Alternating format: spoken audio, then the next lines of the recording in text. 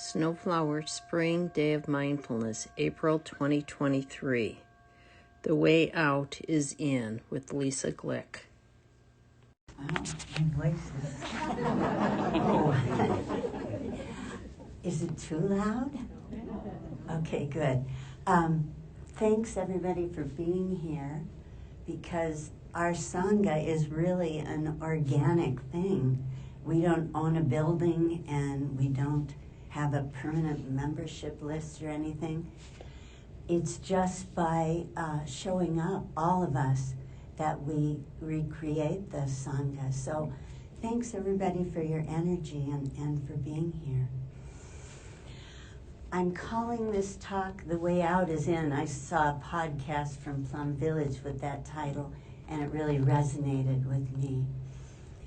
And after enjoying Rosebud's wonderful meditation on going in and being friendly and smiling to our bodies, it resonates even more deeply. So what does that mean? The way out is in. It sounds kind of like a mysterious Zen koan or something, but it isn't a koan, because koans defy logic and they put us into a different state. This is actually logical. The way out is in. And it sort of, for me,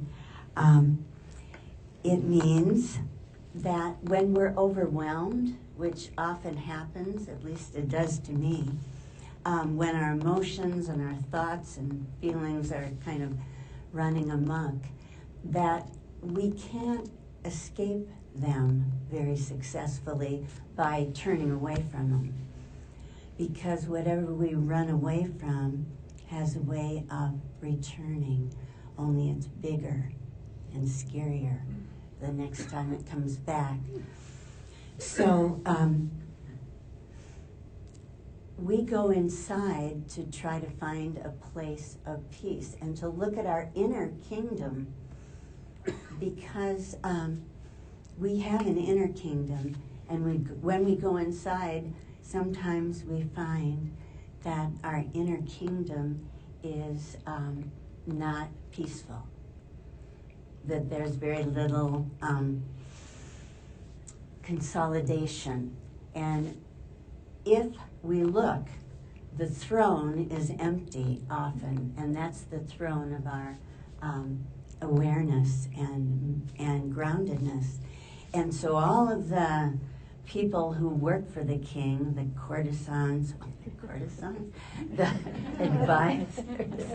advisors, who knows, they're probably in there. All of the different, let's say the jesters, that's good, and various intelligent people who are advising the king or queen or whatever, whomever, they don't know what to do. They're running wildly around because no one is in the central seat. So the way that we can learn to be at peace in this world is to find the central seat in the middle of our lives, to resume our place on the throne, and that way all of the other, I guess we'd call it our habit energy, mind proliferations, come to rest. So sometimes people might say, well, isn't it selfish to meditate? You're just sitting there going inside when there's so many problems, huge problems in the world right now. I can mention them, but you already know. There's the global warming, and there's wars, and there's pollution, and there's social injustice and intolerance of all kinds. So shouldn't we address those? Isn't it selfish for us to just go inside and find a peaceful place? And then not only do we have the global issues that are on our mind, there's our to-do list that on a more domestic level. The garage needs cleaning. There's maybe a leak in the roof, and the houses, those closets are really a mess. So those are the things that we keep thinking, well, how can I take out time to sit on my cushion when all these things have to be done? And I'll never get them all done anyway. It's such a long list. And then we realize that by going inside, we will know what the most important things are to do. We get a perspective on our lives. So, okay, so we have our to-do list, we have global issues, and then we have just our mental proliferations, our habit energy, and those get in the way of going inside, as Rosebud guided us today already. And so, why did I say that in the meeting? That was so stupid. I missed my dental appointment again. Can't I remember to check my calendar? And nobody likes me. My neighbor ignored me when she walked by, and I know she's just mad at me about something. And on and on and on, all of the things that we entertain ourselves with that are uncomfortable. So I'm going to read a little poem by Mary Oliver called I Worried. I worried a lot. Will the garden grow? Will the rivers flow in the right direction? Will the earth turn as it was taught? And if not, how shall I correct it? Was I right? Was I wrong? Will I be forgiven? Can I do better? Will I ever be able to sing? Even the sparrows can do it. And I am, well, hopeless. Is my eyesight fading, or am I just imagining it? Am I going to get rheumatism? Lockjaw? Dementia? Finally, I saw that worrying had come to nothing, and gave it up, and took my old body and went out in the morning and sang. So good old Mary Oliver. So sometimes we might think our inner kingdom is unbearable, so we decide to distract ourselves. And in this modern world, there is no end to possibilities. We all have our smartphones and our computers and our Facebook. Well, not everybody has Facebook. We have, what do we distract ourselves with? I'm trying to think. All kinds of things. Oh, if we watch a YouTube video, oh my gosh, you start to watch and all these ads start popping up. And they make us think that we need things that we never even heard of before. So that is the situation we find ourselves in. And you think about it, is it 20 years ago there wasn't any such thing as the internet superhighway? No such thing. And then you go back 200 years and the highways, the actual highways, weren't there. Jeez. So, not all problems, though, are modern. Back in the time of the Buddha, things appeared to be more simple, but why did the Buddha sit under the Bodhi tree? There's a certain basic human psychology that makes us suffer. And what the Buddha kind of figured out, if I can paraphrase the Buddha, is that thirst is the cause of much of our suffering.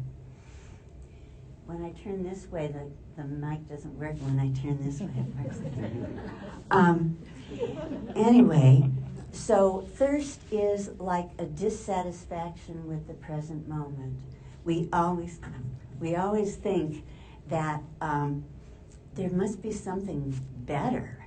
So we're not happy with the present moment, and we keep reaching for something more, some final place where we feel comfortable. But unfortunately, that doesn't work, because the things we grasp for in the outer world are impermanent and unsatisfactory. Going back to the Rolling Stones, I can't get no satisfaction. And isn't that the truth? So there are two particular kinds of suffering that I'm going to mention, causes of suffering. And one of them is not getting what we want. The other one is getting it. So let's say, for instance, that we win the lottery. Whoa, we have so many riches. We are so lucky. And then our long-lost relatives start coming to the door. And the ones that don't ask for a handout demand a handout, because we have way more than we need. So we, accommodate them to some degree. And then we notice that our neighbors are becoming less friendly.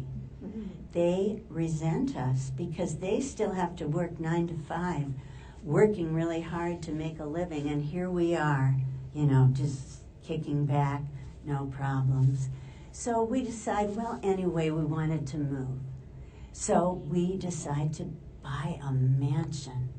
Whoa, it's like beautiful, so many rooms and so much luxury that we think we have it made. But then those same relatives who wanted a handout come to the door, and we have so many extra rooms, so they all move in. And then we start feeling guilty because we know that there are children starving in Haiti and Africa and India and all kinds of places where there isn't enough to eat. And here we are sitting in this huge mansion, and then we think it takes a lot of energy too to heat our mansion and cool our mansion. And so, let's distract ourselves and go buy a new car. So we might buy, let's say we buy one of the really fancy Teslas. Although I'm not sure, is Tesla having some problems these days? Anyway, some kind of really fancy car we decide to buy. So the first day we have the car, whoa, it's so cool. And then we go to the grocery store and somebody bumps into it and there's a dent. Okay, fine. But the next week somebody steals it because it's so attractive that everybody notices it and wants to have it. So winning the lottery is not necessarily the path to permanent peace and happiness. So it was interesting, I saw an article about Steve Jobs recently, and he died at 56, and he was a billionaire. And on his deathbed, here's what he said, supposedly. As I lay sick in bed, reminiscing my entire life, I realized that all the recognition and wealth I achieved are insignificant and lack higher meaning in the face of impending death. So it's not Steve Jobs' fault that he kind of got carried away with the material world, and it's not our fault if we lived our lives without always having a perfect perspective on things. But because look at the situation of capitalism luring us, telling us that the path to happiness is having a lot of stuff and having a really good bottom line there in the bank or something. So we're really sold a bill of goods. And sometimes we live our whole lives and then we realize at the end, like Steve Jobs, that accumulation is not where true happiness lies. Remember the book, everybody remembers the book, The 7 Habits of Highly Effective People. Okay, and this is a cliche, but I'm going to use it anyway.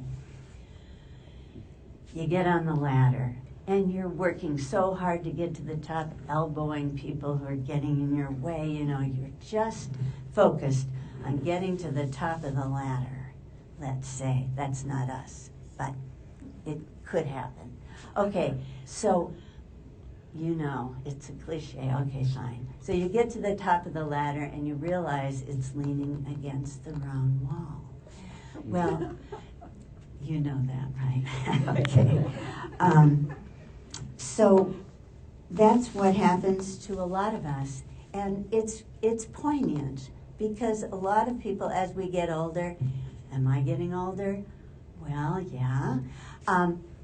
You live your whole life. Many people in our culture are encouraged to live their whole lives getting things together. You buy a nice house, it may not be a mansion, but a nice house.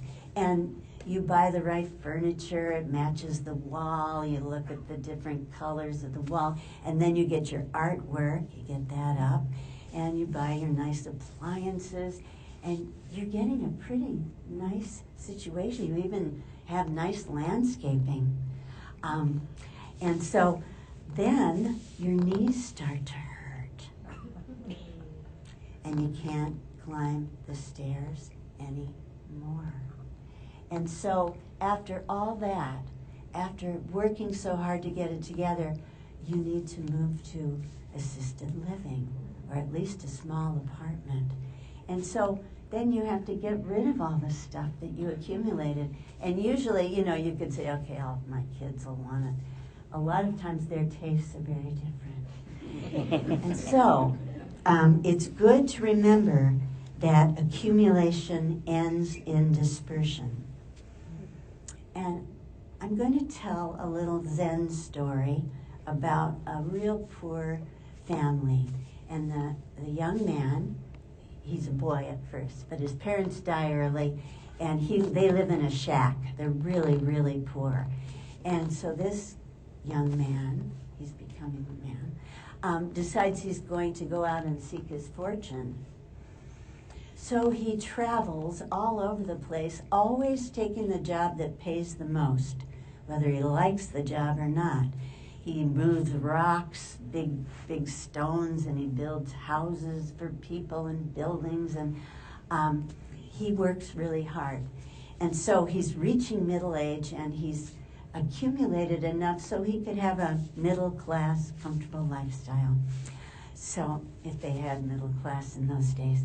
Anyway, just as he's preparing to go back to his original little shack and fix it up, somebody robs him. So all of those years of work are down the drain. So then he starts over again. And he gets up early and he works late and he does everything he can, and he finally gets back to where he was, and then a flood comes and takes all his accumulation away. So, oh well, he is obviously discouraged, and he goes back home to his shack, and he's so exhausted that he lays down on the floor. And then he notices that the floorboards are deteriorating. And just under the floorboards, he sees something sparkling. So he pulls up the floorboards, and lo and behold, under the floor is a huge stash of gold. Well, this is like what Thich Nhat Hanh says, we already have everything we need, and we just don't realize it. So I'm telling this story not to glorify earthly treasure, but to remind us that all the riches and the most wonderful treasure possible is right there available for us when we quiet down and we go inside. That kind of joy And that kind of satisfaction is so much greater than the satisfaction we can get from worldly possessions. So sometimes it helps to remember that life ends in death, inevitably. And Sunday Sangha's reading a wonderful book that I would recommend that I found out about from Dave Zeman. And it's called The Five Invitations, and it's ways to, he watched a lot of people passing from this life because he was a hospice worker. I know Stephen spent some time in hospice as well. And maybe others here as well. But he gives suggestions on how we can use a remembering that we're going to die, to help us live more fully in the present moment. So you might take a look at that book. I'm really glad that David brought it to my attention and to the attention of Sunday Sangha. We have the 5 remembrances in our tradition, and many of us practice with those. I know Mary has used those for years as part of her daily practice. Mary Michael, sitting back there. And they are, just briefly, raise your hand if you don't know what the 5 remembrances are. Okay, so I'll just very briefly say that we remember that we have the nature to grow old. I've been noticing that lately when I look in the mirror. We have the nature of being sick. Our bodies will get sick sometimes. We have the nature to die. We're going to pass from this life. This is like the cheerful thing that we say, oh boy. And everything we care about and love has the nature to change. So we're going to lose the things that we care about. It sounds kind of grim, but actually it's true. So we might as well get used to it before it just surprises us when we get sick or old or whatever. So it's a way of accustoming ourselves to the inevitabilities of life so we don't go, why me, when these things unfold in our lives. And the last of the 5 remembrances is the most cheerful, and that is that our actions really matter. Everything we do is important and deeply meaningful. So that's our continuation, is our actions in this life.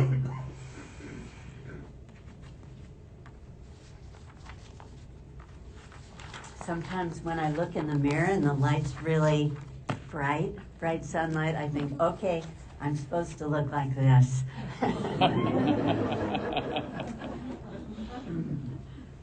So a lot of us, our entryway into the practice is disillusionment with our seeking for happiness and the way our monkey minds make us suffer. If we didn't have suffering, we might just go on forever with our habit energies. And I'm going to have another bow to rock music by quoting the Moody Blues, who said, living on in quiet desperation is the English way. Only it's not just the English. So we are waking up to the fact that we want to get a perspective on our habit energies, because our habit energies generally make us suffer. So there's a lovely metaphor that I learned from Ajahn Sucitto talk, Dharma talk. He's a Theravadan monk, very wise. Anyway, he had this metaphor of a bird.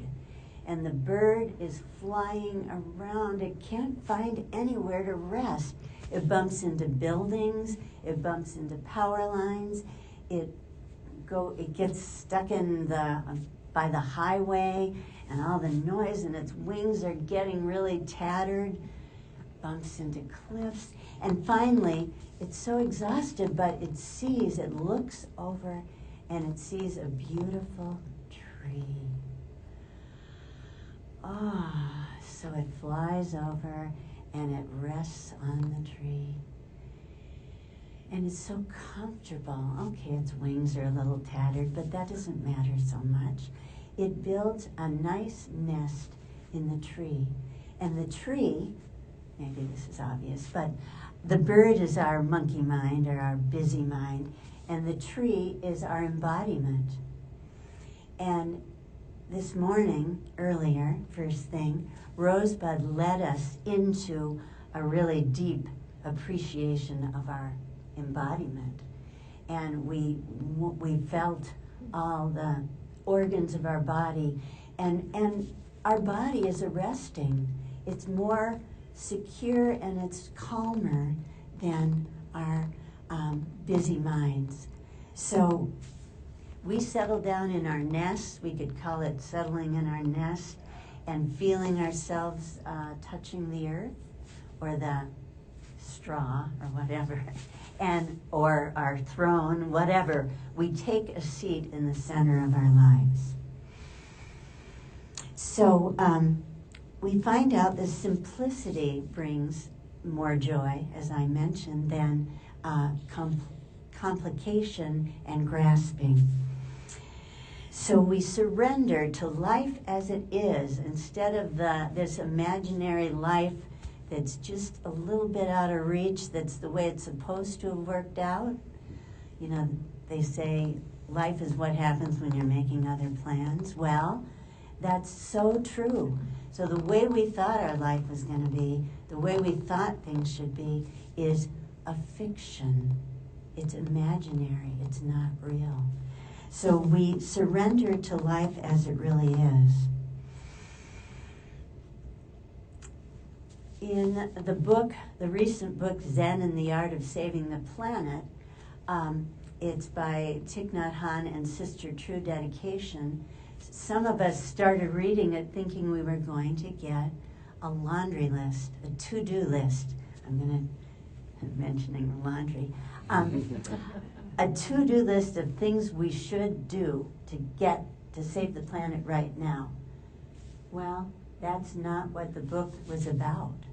The book is about how we have to come home to ourselves and calm down and feel self-love, and then that love goes out to others before we'll know what to do. Otherwise, we think, oh, I better fix this. No, wait, that. No, I better work on climate change. No, I better work on social justice. And we just get in a tangle, and we're not really helping anybody.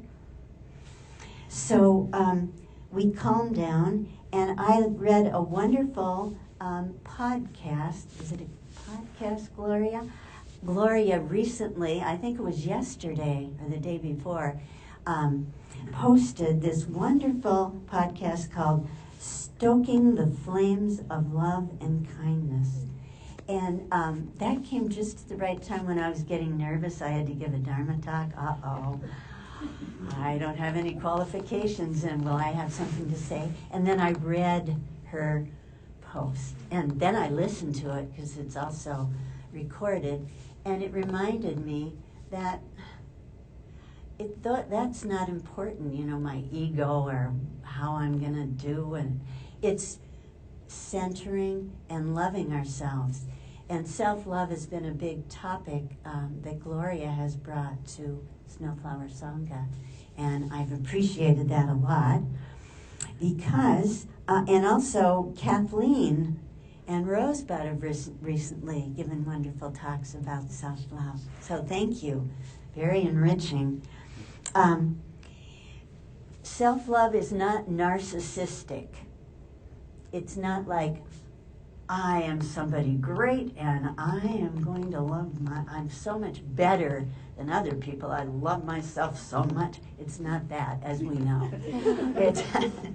It's just feeling a love for ourselves as a human on this earth that has a lot of struggles and suffering, And it also is a way, that kind of self-love leads to connection with other people. And so I had a lot of challenge in finding self-love because I come from some of you know very well, I come from a dysfunctional family, the classic dysfunctional family. My mother was she was unstable and she wasn't able to function normally, and wasn't able to give a lot of nurturing. And my father was, he had been kind of wounded in his life internally, and so he was cold, he came across as cold and not affectionate. And then we didn't have extended family. I never knew one single person from my father's family. Not a single one. He said, that door is closed. And later I realized it's because he had so much trauma in his life. But, so no connection with that extended family. And my father didn't care for my mother's family. So we were like really isolated. And I was very shy and insecure. In fact, I don't think I ever raised my hand throughout elementary, middle, and high school. I was extremely shy. So it's only because of the Dharma that I'm sitting here talking to you today. So that's a good giving credit to the Dharma and the Sangha. So, so I could get stuck in self-pity. Poor me, you know. When there's a guided meditation that says, remember someone who loved you and nurtured you as a child, well, I would come up empty-handed and feel sorry for myself. But self-pity is not a productive place to hang around. It's not wholesome, and it's isolating. If you start getting lost in your own melodrama and your sad story about your life, which all of us have certain things that we could feel sad about, you don't connect with anybody. It's like you have blinders on and you're in this internal world where you don't notice the person next to you is crying, or, you know, other people have problems. So it helped me to realize that. And I remember Sherry Maples actually had an interesting thing to share. And she said when she was deciding what she's going to do, if it led to connection, she would go in that direction. If it led to self-absorption or separation, then she would not water that seed. So she inclined herself toward connecting with others. So I got to work and found ways to cultivate love. First of all, there's my family, and my husband has stuck with me through thick and thin, and I'm not the easiest person in the world to live with, I can tell you that. But here he is. And my wonderful sons, Brian and Kevin, whom I love with unconditional love, and they have filled a lot of the place that was empty in me. And then there's the spiritual family. There is so much kindness and love in our Sangha. Rosebud, for instance, I forgot my cushion. And I'm so used to meditating on a cushion that I was trying to get comfortable in my chair and my knees were hitting the edges and everything. And Rosebud likes to sit on a cushion too. And he brought his, well, not a cushion, a bench. And he brought his bench. He thought about it ahead of time. But he noticed I didn't have my cushion. And so before the Dharma talk, and even before that, the meditation beforehand, I know how much Rosebud likes to sit on his special stool. But out of kindness, and he's giving a talk this afternoon, so we'd like to have a concentrated meditation. But he came up to me and said, Lisa, I bet you'd like to sit on my, just to try it out, sit on my stool, right? And it was so kind, because I know it was a big sacrifice for him. So that's one of the ways, just little kindnesses like that build up this feeling of love. Love, kindness for myself and for other people that I care about. I sometimes have told Mary Michael that she loved her mother so much, and she had a very warm relationship. And so I have kind of inserted myself into that family lineage. And I absorb, she's always helping people. She, like somebody's sick, and she lines up people to do a meal train, and she does all kinds of things. So anyway, I feel like many of my Sangha friends have helped to fill in the hole that I was feeling sorry for myself about. And then one more thing that helped me a lot. I better watch the time though. When am I supposed to be done? What's the end time? 6. Anyway, okay, I'll just go on until they do the shepherd's.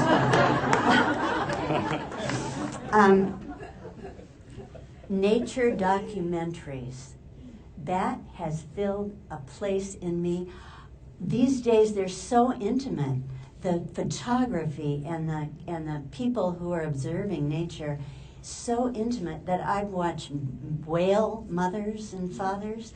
I've watched elephants. I've watched lions and tigers and wolves and chimpanzees. We share 98% of our DNA with chimpanzees, and they are so loving with their offspring. And so watching that, I feel a connection to the whole animal kingdom, that there's so much kindness out there. I mean, they also have wars, but we don't want to oversimplify. But they have a tenderness that I have absorbed from watching that, and it's really helpful to me when I'm feeling some distress. So let's see. Oh, and forgiving ourselves for being imperfect, because none of us was born perfect, and I have a feeling that none of us is going to die perfect. So we forgive ourselves when we make mistakes or we have certain weaknesses, and that is wonderful. This is just a path we're all on, and we help each other as we're moving along. So I'll mention some Thai practices if I have time. I really don't know how much time I have. So, what? I'm done? Just finish. Okay. Just like slowing down, that is magic. There's nobody behind us, a judgmental person telling us we have to hurry and get that done so we can get the next thing done and the next thing. And there's nobody there doing that. And we can just relax into our own presence. And that's a big relief. What else briefly? Okay, do I have time to say 4 things? 4 of Thai's suggestions that help me all the time. And they are, you ask yourself 4 questions. What am I doing? You don't say, what am I doing? You say, what am I doing? And so whatever you're doing, if you're chopping carrots, if you're washing the dishes, you come back, what am I doing? And you get away from your habit energy and you settle into what you're doing.